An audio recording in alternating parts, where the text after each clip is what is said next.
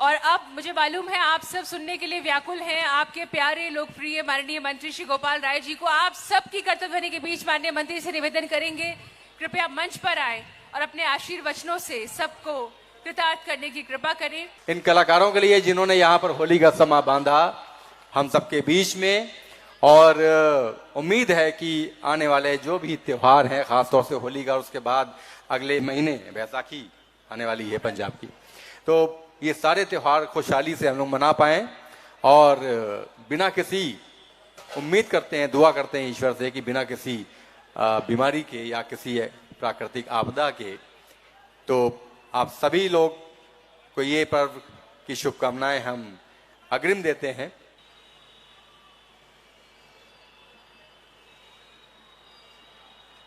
आज यहाँ आजादी की 75वीं वर्षगांठ पूरे देश के साथ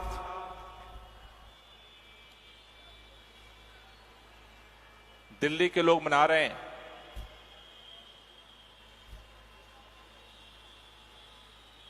एक शाम आजादी के शहीदों के नाम,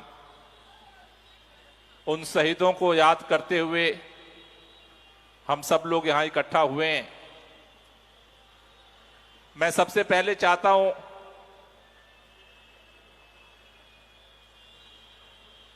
जिन वीरों ने हमारी आजादी के लिए हंसते हंसते फांसी के फंदे को चूमा, जेल के सींचों में बंद रहे, लाठियां खाई, सब कुछ त्याग दिया, समर्पित कर दिया देश के लिए, आज वो हमारे बीच में नहीं है। लेकिन उस पीढ़ी के जांबाज स्वतंत्रता संग्राम सेनानियों में से हमारे बीच में इस दिल्ली के अंदर कुछ स्वतंत्रता संग्राम सेनानी हमें प्रेरणा देने के लिए जिंदा हैं।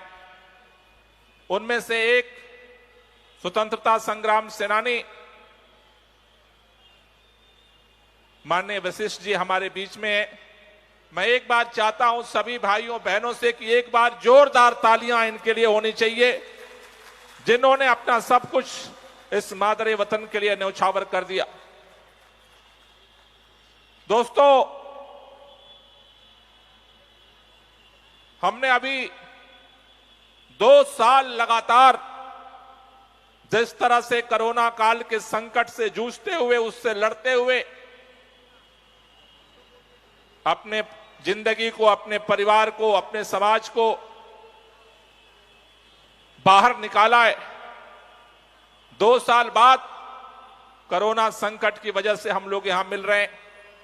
आप सब जानते हैं कि चाहे 26 जनवरी हो, चाहे 15 अगस्त हो, चाहे दीपावली का उत्सव हो या ईद मिलन का कार्यक्रम हो, ये बाबरपुर बस टर्मिनल इस तिरंगा लहराते हुए, तिरंगा जो हमारे देश की आन बान शान है, इस तिरंगे के नीचे इस देश की एकता के लिए, इस देश की अखंडता के लिए, आपसी भाईचारे के लिए हम जितने धूमधाम से दीपावली का उत्सव मनाते हैं, उसी धूमधाम और मोहब्बत के साथ ईद मिलन समारोह करते हैं।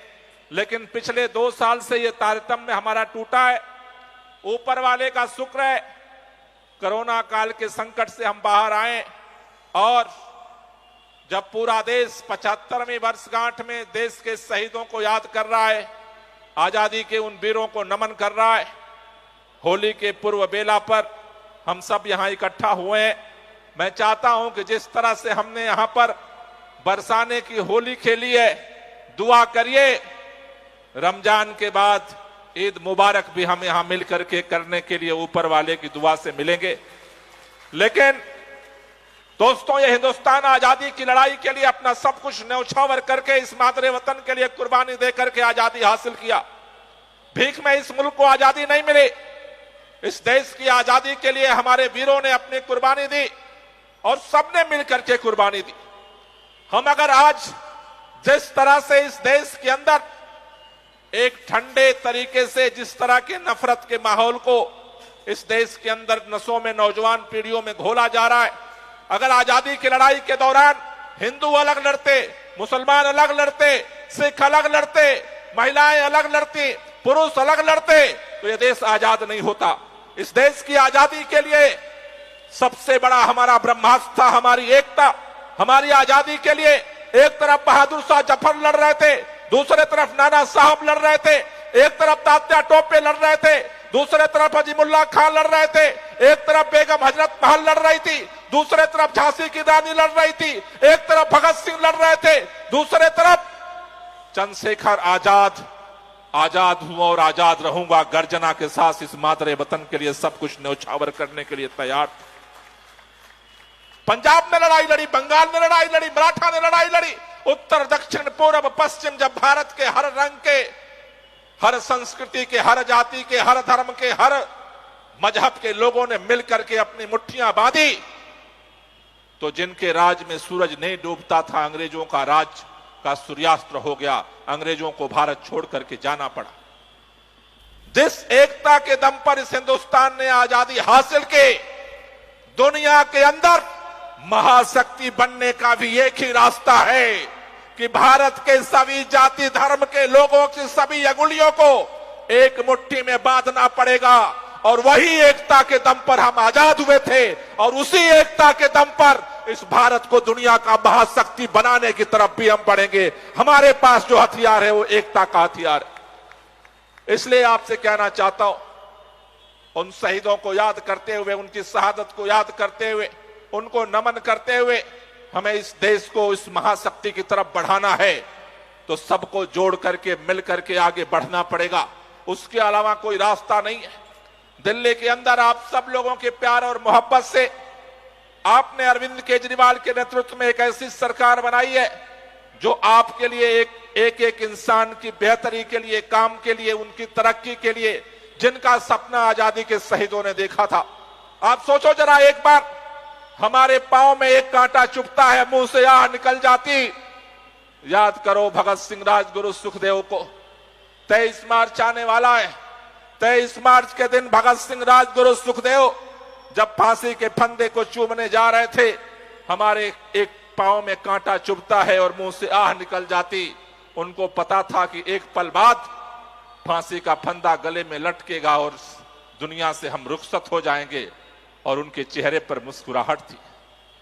कौन सा हौसला था, कौन सा सपना था, कौन सा लक्ष्य था उन हमारे जाबाज सिपाहियों का, जाबाज सैनिकों का, जाबाज क्रांतिकारियों का, जाबाज स्वतंत्रता संग्राम सेनानियों का एक ही सपना था कि जब हमारा मुल्क आजाद होगा, अंग्रेजों के राज में जिस तरह से गरीब गरीब होता जा रहा है, अमीर अमीर होता जा रहा है, यह व्यवस्था बदलेगी। उन शहीदों का एक ही सपना था कि जब मुल्क आजाद होगा, अमीर का बेटा हो या गरीब का बेटा हो, सबको बेहतर पढ़ाई की गारंटी होगी। मां किसी की भी हो, चाहे वो हिंदू हो या मुसलमान हो, अगर बीमार पड़ेगी तो इलाज की गारंटी सबकी होगी, दवा की गारंटी सबको होगी, सबको इज्जत मिलेगा। बेटा किसी का भी हो, बेटी किसी की भी हो, अगर काम करने लायक है तो उसे रोजगार मिलेगा, उसका कारोबार आगे बढ़ेगा। जब हिंदुस्तान के लोग आगे बढ़ेंगे तो ये मुल्क आगे बढ़ेगा। ये सपना लेकर के हमारे वीरों ने कुर्बानी दी थी। 75 साल हो गए। 75 साल से इस देश के अंदर लोगों ने संविधान की मान्यता, संविधान की व्यवस्था के अनुरूप हर 5 साल बाद वोट होता है और लोग वोट करते हैं। लेकिन इस देश के अंदर अब तक विधायक बदलते रहे, मंत्री बदलते रहे, सरकार बदलती रही, पार्टियां बदलती रही, सिस्टम नहीं बदला। लेकिन मैं आप सबको बधाई देना चाहता हूं, दिल्ली वालों ने आजादी के शहीदों के सपनों को ध्यान में रखते हुए इस दिल्ली के अंदर एक ऐसी सरकार बनी जिसमें विधायक केवल नहीं बदला, मंत्री नहीं बदला, सरकार नहीं बदली, मुख्यमंत्री नहीं बदला, सिस्टम बदला है। हमें इस बात का भी पूरे देश के अंदर मुझे जाने का मौका मिला। पूरे देश के अंदर, चाहे वो किसी भी पार्टी का जुड़ा हुआ व्यक्ति हो, चाहे वो पार्टी से न जुड़ा हुआ व्यक्ति हो, आज दिल्ली के अंदर जो शिक्षा क्रांति हुई है, पूरे देश के अंदर आज लोग सलाम करते हैं। और हमें भी और आपको भी फक्र है इस बात का, जब पूरे देश के अंदर सरकारी स्कूलों में ताले लग रहे हैं, जब पूरे देश के अंदर सरकारी स्कूलों से नाम कटवा करके लोग प्राइवेट में लिखवा रहे हैं, आज दिल्ली की शिक्षा क्रांति के बदौलत आज प्राइवेट से नाम कटवा करके लोग सरकारी में लिखवाने की सिफारिश कर रहे हैं। ये हिंदुस्तान में पहली बार हुआ। इस हिंदुस्तान के अंदर जिस तरह से स्वास्थ्य की क्रांति दिल्ली के अंदर हुई, आज इस दिल्ली के अंदर किसी भी व्यक्ति का कहीं भी अगर एक्सीडेंट हो जाता है, पहले हमारे भाई बहन जान गंवा देते थे, तड़पते रहते थे सड़क पर, कोई पूछने नहीं आता था। लोग देखते थे हमारा जान पहचान का है या नहीं है, वरना गाड़ी स्टार्ट करते और निकल जाते थे। आज दिल्ली के अंदर जिस तरह की व्यवस्था सरकार ने की है, दिल्ली के अंदर किसी भी कोने में अगर किसी का भी एक्सीडेंट होता है, आप उसे नजदीकी चाहे सरकारी अस्पताल हो प्राइवेट हो कहीं भी पहुंचा दो। उसके घर का इंतजार हम नहीं करते, माँ बाप को नहीं ढूंढते, भाई को नहीं ढूंढते। जितना खर्चा है आज दिल्ली सरकार देती है।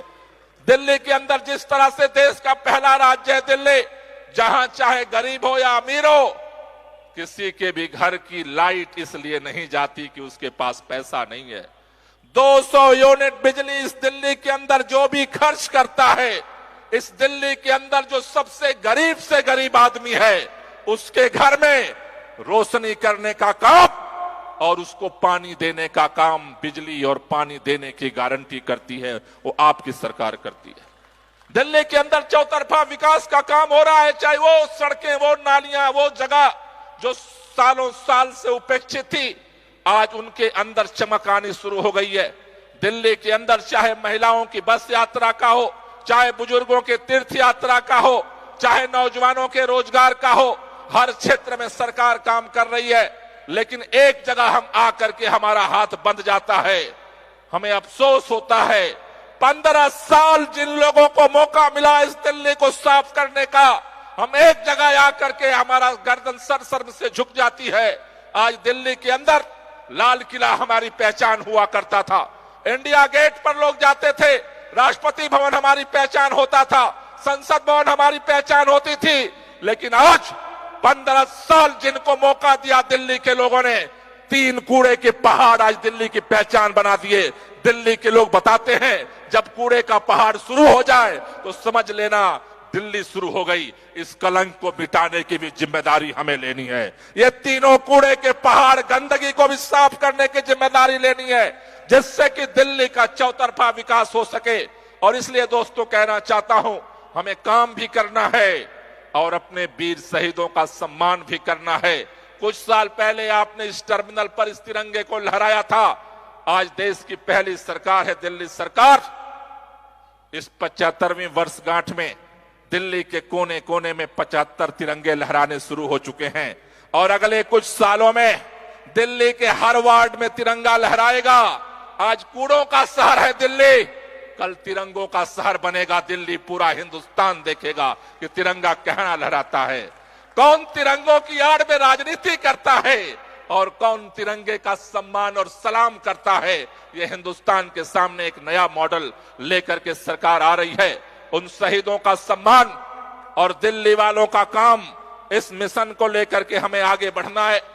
मैं एक ही बात आखिरी कहना चाहता हूं, आप सब में से उस काम के लिए बहुत सारे साथी तैयारी कर रहे हैं, लेकिन आप सब जानते हो मौका तो किसी एक को मिल सकता है।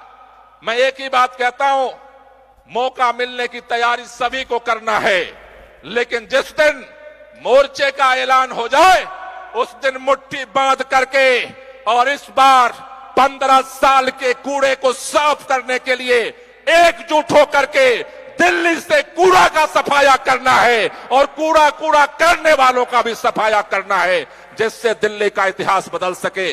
इसलिए दोस्तों, आजादी की 75वीं वर्षगांठ के अवसर पर दिल्ली के मुख्यमंत्री माननीय अरविंद केजरीवाल जी की तरफ से, दिल्ली के उप मुख्यमंत्री माननीय मनीष सिसोदिया जी की तरफ से, दिल्ली की पूरी कैबिनेट की तरफ से और पूरी दिल्ली वालों की तरफ से आप सब लोगों को बहुत बहुत बधाई देते हुए एक ही बात कहना चाहता हूं कि एक बार हम सब लोग भारत मां की जयकारा के साथ इस कार्यक्रम के समापन की तरफ बढ़ेंगे। और मैं अंत में हमारे फ्रीडम फाइटर से मैं चाहूंगा कि वो हमें आशीर्वाद देंगे। तो एक बार दोनों हाथ की मुट्ठियां हम बांधेंगे और दोनों हाथ ऊपर करेंगे।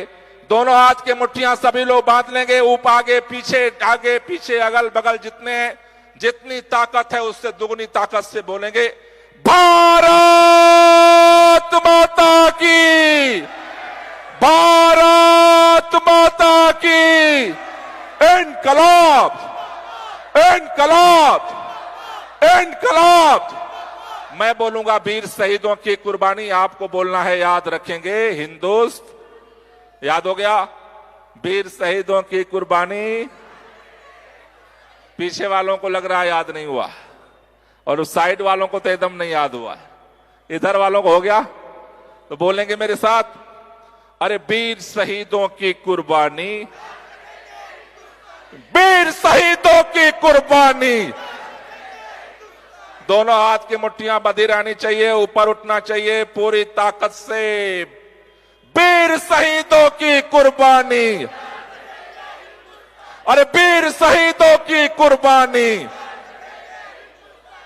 आप सब लोगों को बहुत बहुत शुक्रिया, बहुत बहुत धन्यवाद। मैं पुनः चाहूंगा आपकी तालियों की जोरदार स्वागत के साथ मैं स्वतंत्रता संग्राम सेनानी वशिष्ठ जी को निवेदन करूंगा कि वो हम लोगों को आशीर्वाद दें। बहुत बहुत शुक्रिया, बहुत बहुत धन्यवाद।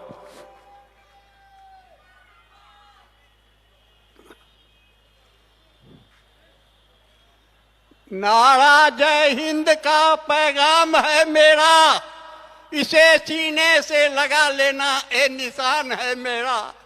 सिपाही रहूं वतन का बनकर ये अरमान है मेरा। मैं रहूं व न रहूं आजाद रहे हिंदुस्तान हमारा। जय हिंद, जय हिंद, जय हिंद। मित्रों, आज मेरा परम सौभाग्य है कि दूसरी बार यहाँ मुझे आने का मौका मिला। हमारे युवा मंत्री जी, इनका स्नेह जब कभी हमको खबर होती है, मैं हर हालत में, अभी हम 99 साल में प्रवेश कर चुके 22 फरवरी को, लेकिन फिर रहा नहीं जाता है, इच्छा होती है जो कब पहुंच जाए उनके पास में। तो मैं इनके कार्यक्रम से, सरकार के कार्यक्रम से बहुत प्रसन्न हूँ। अधिक मैं बोल नहीं सकता, आप लोग स्वयं भी अनुभव करेंगे कि इतना उम्र हो जाने के बाद में इतना ही कह दिए तो बहुत कुछ हुआ, ये ऐसा मान लीजिएगा। और मैं बहुत बहुत शुभकामना सब मंत्री जी, माननीय मंत्री जी का करता हूं, और आप लोग, आप सबों को हमारी बहुत बहुत शुभकामना। जय हिंद, जय भारत। सभी साथियों का बहुत बहुत शुक्रिया, बहुत बहुत धन्यवाद।